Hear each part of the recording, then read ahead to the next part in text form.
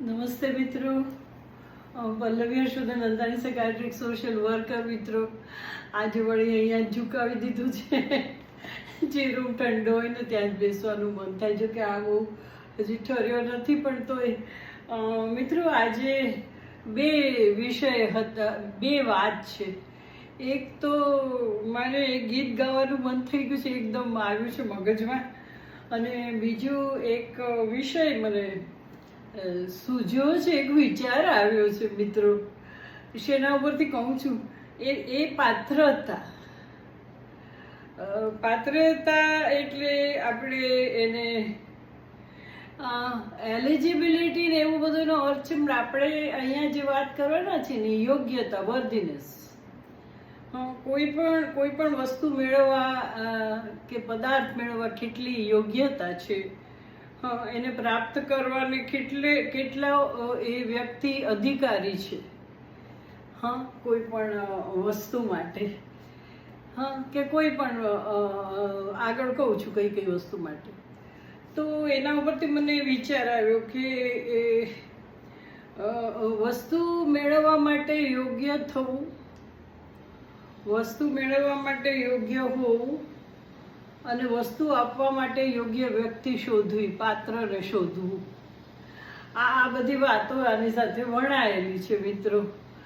તો ઘણી વાર શું બને છે મિત્રો કે આપણને ખ્યાલ નથી હોતો ને આપણે એક કોક એવી વ્યક્તિને આપણે જ્ઞાન કે કોઈ વસ્તુ કે એ આપવા માંડીએ છીએ કે એનું જ્ઞાન જ નથી, એને નોલેજ જ નથી, એના માટે યોગ્ય જ નથી, એને કોઈ કામ આવવાની જ નથી. એની કલ્પના બહારની, એની સમજ બહારની વસ્તુ છે. તો કેટલી વાર આપણે યોગ્ય પાત્ર પસંદ કર્યા વગર મિત્રો કામ કરે જઈએ છીએ, પછી આપણને એકદમ નિરાશા થાય છે. એવી રીતના આપણે કેટલી બધી વસ્તુ મેળવવા પ્રયત્ન કરતા હોઈએ છીએ, પણ આપણને એવી ખબર નથી હોતી કે આપણે પાત્ર છીએ. આપણે તે વસ્તુ, વ્યક્તિ કંઈ શીખવા માટે કે પ્રાપ્ત કરવા માટે આપણી એવી શક્તિ છે, આપણી એવી લાયકાત છે કે આપણે એ મેળવી શકીએ. મિત્રો આપણામાં એ લાયકાત જ ન હોય તો પછી એ મેળવીને શું કરવાનું?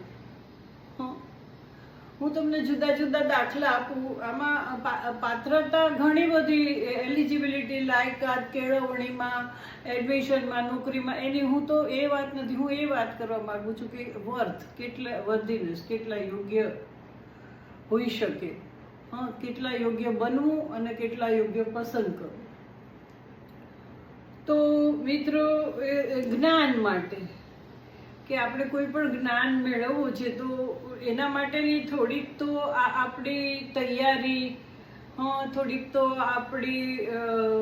આપણું વાતાવરણ, આપણી સંસ્કૃતિ, આપણો વારસો, આપણું કૌટુંબિક બેકગ્રાઉન્ડ, આપણી બુદ્ધિ, આપણી સમજણ શક્તિ, આપણી ગ્રહણ શક્તિ, આ બધાના પ્રપોર્શનેટલી જ્ઞાન આપો.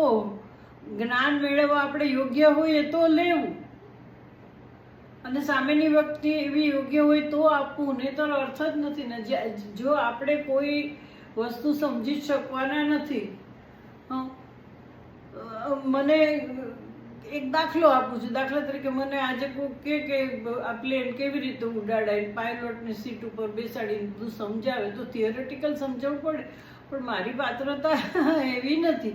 એવી રીતના જ્ઞાનમાં મને કોઈ બહુ સારું જ્ઞાન આપે, પણ મને જરાય એ વિશે ખ્યાલ જ ન હોય, હું એના કોઈ કક્ષાએ જ પહોંચી ન હું હજુ, તો એ મારે મન વાર્તાએ નથી ને કાંઈ નથી. તો એક આપણે જે જ્ઞાન આપીએ છીએ એમાં સામું માત્ર કે સામું માણસ કેટલું પાત્ર છે. પાત્ર એટલે એક જાતની, પાત્ર એટલે વેસલ, કોઈ વસ્તુ, ઠામ. તો એમાં જેવી રીતના હોલ્ડ કરવાની કેપેસિટી કોઈ પાત્રની હોય છે, એવી રીતના કોઈ પણ જ્ઞાન પકડવાની, પોતામાં સંગ્રહવાની શક્તિ હોય તો એ યોગ્ય પાત્ર એ જ્ઞાન માટે કહેવાય. પછી દાન હોય તો આપણે જેને દાન આપીએ છીએ એને ખરેખર જરૂર હોય, એનો ઉપયોગ કરવાનો હોય, હા, અને આપણે એને એ દાન આપીએ બરાબર છે, નહીંતર એનો શું અર્થ છે? કરોડપતિઓ એને દાન આપીને શું કરવાનું છે? અને કરોડપતિને પણ દાન અપાય, પણ એનો જો યોગ્ય ઉપયોગ કરવાનો હોય તો. જે માણસને ખ્યાલ જ નથી, એના હાથમાં તમે સાચું મણી મૂકીને શું કરવાના? એને પથ્થર જ માનવાનું છે. એનામાં એ પરખ હોવી જોઈએ, એ પાત્રતા હોવી જોઈએ. પછી એવી રીતના મેં જ્ઞાન કહ્યું તો રીતે કેળવણીમાં પણ છે. આપણે કેળવણી આપીને ઘણી વાર એવો પ્રયત્ન કરીએ છીએ કે એ વ્યક્તિ આપણે એનું સુંદર ચારિત્ર, સુંદર વર્તન બધું બનાવીએ, પણ મિત્રો એનું એ લેવલ જ ન હોય તો એની કેળવણી કેવી રીતે આપવી? ધીરે ધીરે ધીરે બહુ પ્રયત્ન કરો ત્યારે, અને અમુક વખત તો માટી પાકીથી જાય પછી કાંઈ એને શેપ આપી શકાતો નથી મિત્રો. તો કેળવણીનું પણ એવું જ છે. એવી રીતે મિત્રો પ્રેમમાં પણ એવું છે.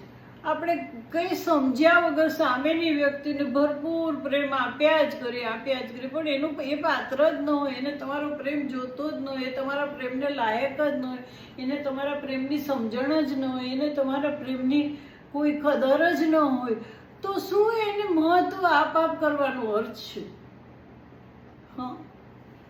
પ્રેમ થઈ જાય છે, પણ પ્રેમ આપતા પહેલા તમે જો તમને એમાં બહુ જ નિરાશા મળે તો તમારે સમજી જવું જોઈએ.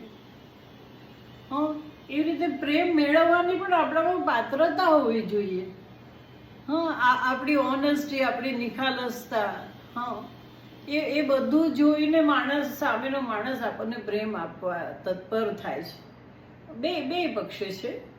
પછી મેં કેળવણી કહ્યું એ રીતના સંસ્કાર છે. તમારે અમુક સંસ્કાર આપવા હોય તો અમુક રિપીટ તમે કર્યા કરો તો કદાચ એ આવડી જાય યંત્રવત, પણ એ વણાય નહીં. વણાય કઈ વ્યક્તિમાં? જે પાત્ર હોય,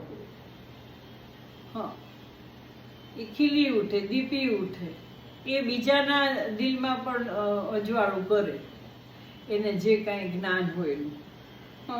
પછી ઘણી બધી વસ્તુ હોય છે. ચેતવણી છે. તમે કોકને કંઈક વોર્ન કરો, કે ભાઈ આમ કરવાથી આમ થશે, આમ ન કરવું જોઈએ, આટલા પ્રિકોશન લેવા જોઈએ, પણ સામેનું માણસ પાત્ર જ નથી, એને એ સમજણ છે જ નહીં, એને સમજવું છે જ નહીં. એ જુદા જ કોક માટીનો માનવી છે, જુદી જ માટી. તો એને તમે ચેતવણી કે સારું શિક્ષણ કે એ આપીને તમે શું કરવાના મિત્રો? એને એની કોઈ કદર જ નહીં હોવાની. એને તમે ચેતવો, પણ એને એવી સમજણ નથી પડતી કે મારે આમાંથી પાછા ફરવાનું મને સમજાવે છે. તો આપણે પછી કામ સોંપવું લઈએ મિત્રો, તો એને એ કામ કરવાને લાયક ન હોય, એ કામ શીખી શકે નહીં, એના માટેનું કોઈ એની પાસે બેકગ્રાઉન્ડ ન હોય, કોઈ એની પાસે સ્કિલ ન હોય. સાવ આપણે કોઈક વ્યક્તિને કહીએ કે તું આવું ચિત્ર દોર, કે તું હવે એ ક્યાંથી પાત્ર કહેવાય?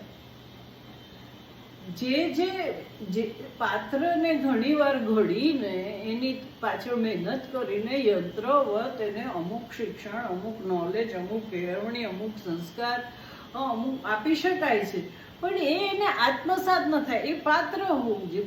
ખોટું પાત્ર અને તમે એની પાછળ મહેનત કરો એનો અર્થ શું છે? પાત્ર બનો, પાત્ર પસંદ કરતા શીખો. બે છે. એવું નથી કે આપણે જ આપનારા છીએ, આપણે લેનારા પણ છીએ મિત્રો. તો આપણે લઈએ તો એ પ્રમાણે આપણી લાયકાત તો હોવી જોઈએ ને મિત્રો. નહીંતર એ પાત્ર ક્યાંથી ભરાશે? તો પાત્ર મને એકદમ વિચાર આવ્યો કે આપણે કેટલી બધી વસ્તુ, આપણે કેટલી બધી એક્ટિવિટી એ કરતા હોઈએ છીએ મિત્રો, કે આપણને ખ્યાલ જ નથી હોતો ને આપણે આડે ધડે વસ્તુ કર્યા જ કરીએ, પછી આપણને નિરાશ આવે. આપણે એ પાત્ર ન હોઈએ તો એ મેળવવા, અને પાત્ર ન હોય તેને આપવા સખત પ્રયત્નો કરતા હોઈએ છીએ. તો મિત્રો હવે ફરીથી જ્યારે હોય કંઈક વસ્તુ આપણે શીખવી હોય, નોલેજ મેળવવું હોય, કે જ્ઞાન કે કંઈ પણ કામ, કે તો પહેલા પાત્ર બનવું જોઈએ, અને આપતા પહેલા એ પાત્ર છે કે નહીં એ બરાબર શોધવું જોઈએ, નક્કી કરવું જોઈએ. નહીંતર પછી બધું હવામાં, અર્થ જ નથી. બે પક્ષે આપો કે આ તમે લો. હા, સો ઘણીવાર આપણે કહેતા હોઈએ છીએ કે ભાઈ મારી મિત્રતા ને તું લાયક જ નથી ને, તું પાત્ર જ નથી. મિત્રતાને પાત્ર છો જ નહીં. તું એ કક્ષામાં આવે જ નહીં. તું મારી દલીલ કરવાના પાત્ર છો જ નહીં. હું તને તારી સાથે દલીલ કરું એટલી તારી સમજીને મારી સાથે દલીલ કરવાની તારામાં શક્તિ જ નથી, પાત્રતા જ નથી. તો તને કહેવાનો શું અર્થ છે? એવી રીતના પાત્રતા બહુ જ આપણામાં ઇન્ટરવોવન છે. સબ્જેક્ટ નવો છે, કદાચ તમને ગમે ન ગમે. હા, પણ મને તો વિચાર આવ્યો ને પાત્ર બનજો. અને મિત્રો, પાત્ર પસંદ કરતા ધ્યાન રાખજો. હા, પાત્રતા છે કે નહીં પાત્રોમાં. અંતરો ગાઉં છું, તમને ખબર પડશે. પછી લીટી ઉપર આવી જઈશ. करे पूजा जमाना जिसकी वो तस्वीर हो तुम, मिला करती है जन्नत जिससे वो तकदीर हो तुम, मिला करती है जन्नत जिसके वो तकदीर हो तुम. ला ला ला ला ला ला ला ला ला ला ला ला. कमर पतली है नजर बिजली है, कमर पतली नजर बिजली, ये जुल्फे या घटाए खुदा महफूज रखे हर बला से. सुभान अल्लाह हंसी चेहरा ये मस्तान अदाए, खुदा महफूज रखे हर बला से. न जाने किसकी किस्मत में है मुकड़ा चांद साए, न जाने किसके घर चमकेगा मुकड़ा चांद साए, न जाने किसके घर चमकेगा मुकड़ा चांद साए. ला ला ला ला ला ला ला ला ला ला ला ला. इजाजत हो है तो फिर हम भी है, इजाजत हो तो फिर हम भी मुकद्दर आजमाए, खुदा महफूज रखे हर बला से. सुभान अल्लाह हंसी चेहरा ये मस्तान अदाए, खुदा महफूज रखे हर बला से. ला ला ला ला ला. મિત્રો, તો શમ્મી કપૂરની શું વાત કરીએ મિત્રો. હા, ગાયક એટલા સરસ અને પિક્ચરાઇઝેશન એટલું સરસ. કાશ્મીર કી કલી મિત્રો. હા, એના તો બધા ગીત બહુ સરસ છે. करे पूजा जमाना जिसकी वो तस्वीर हो तुम, मिला करती है जन्नत जिससे वो तकदीर हो तुम, मिला करती है जन्नत जिससे वो तकदीर हो तुम. ला ला ला ला ला ला ला ला ला ला ला ला. कमर पतली है कमर पतली नजर बिजली, ये जुल्फे या घटाए खुदा महफूज रखे हर बला से. ला ला ला ला ला. सुभान अल्लाह हंसी. So friends, did you like it? મને એકદમ છે ને આ ગીત વિચાર આવ્યો અને મને બહુ જ ગમે. આના બધા ગીત મને ગમે છે મિત્રો. In fact my husband loved it. Shammi કપૂરનું બહુ કલેક્શન એને ફોનમાં એ બહુ જ છે.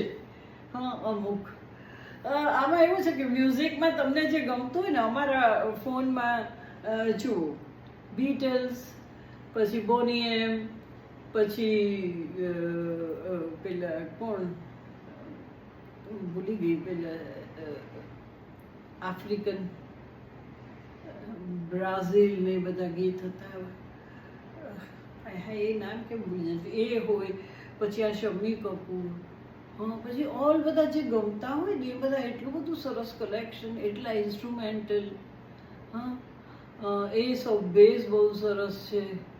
અને આ મને યાદ નથી આવતું, આ બધા સોંગ નહીં, બ્રાઝિલ, હવે મને યાદ હશે તો હું કહીશ ફરીથી. તો આ બધા રેડી રેફરન્સ હોય ને, ધીઝ આર એવરગ્રીન. જેમ અમુક ગીત એવરગ્રીન હોય, બહુ જૂના થાય તો પેઢી દર પેઢી ગમે. કોઈક નવું જે બિલકુલ નાનું હોય ને સાંભળે તો એનું રિધમ તો એને એટ્રેક્ટ કરે જ. હા, તો આ બધી રચના એવી છે ભાઈ.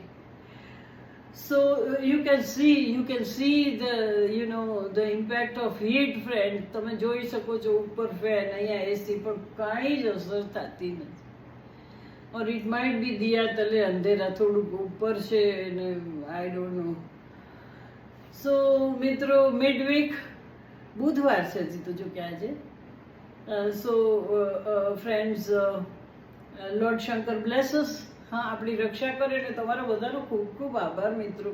હા, હું તો યુટ્યુબ ઉપર કે મારા ફેસબુકમાં એટલા બધા સરસ વ્યુઅર મને મળી જાય છે, અને ઘણા લોકો બીજે દિવસ સવાર સુધી, હમણાં સુધી, ઇવનિંગ અને એક વાત્સવની અને આ ઇવનિંગ ટાઈમ, બેમાં તો મિડ ડે અને ઇવનિંગ, એમાં એટલું બધું લોકોને ગમે છે, મને ગમે છે. હા, અને એક જાતનો આપણને વિષય એવું યાદ આવે કે હું એવી કઈ વાત કહી દઉં બધાને, હા, કે કઈ શેર કરું એવું થાય. હા, અને મિત્રો ખાસ છે ને તે થોટ ઓફ ધ ડે, આજે તમને કયો વિચાર સારો આવ્યો, કયું ગીત સારું લાગ્યું, કયું તમને ખાવાનું ગમ્યું, કુદરતની કઈ વસ્તુ તમે જોઈ, કયા પાનાનું તમે વાંચન કર્યું, કયું, હા, એવી રીતના તમે કેટલી વાર તમારી સાથે રહ્યા, તમે કેટલું ભગવાનનો આભાર માન્યો, આવું thought of the day or activity of the day or the choice of the day, આવું જુદું જુદું હોય ને, એ રાત પડે બધું તમે આખા દિવસ દરમિયાન જોતા રહેજો. છોટી ખુશી કઈ હતી? હા, આજે છોટી ખુશી, યસ, આજે છોટી ખુશી એવું હતું કે મિત્રો, વેન આઈ ગેટ અપ, સવારના ઇટ વોઝ 6:30 હું બહાર ગઈ, શું બેઠું સુંદર વાતાવરણ. અને હમણાં બી મને તો એમ થયું કે આ સ્ટેન્ડ નથી એરેન્જ થતું ને, હાથમાં પકડો તો કેમેરો, ફોન મૂવ્સ. બહાર તો શું સરસ અત્યારે વાતાવરણ છે મિત્રો. અહીંયા ભલે ને ગરમી મરી, બહાર સારું છે. સો એન્જોય ધ લાઈફ મિત્રો, ખુશ રહો. હા, and thank you so much, thanks for your response friend. And what else friend, I love you. कमर पतली है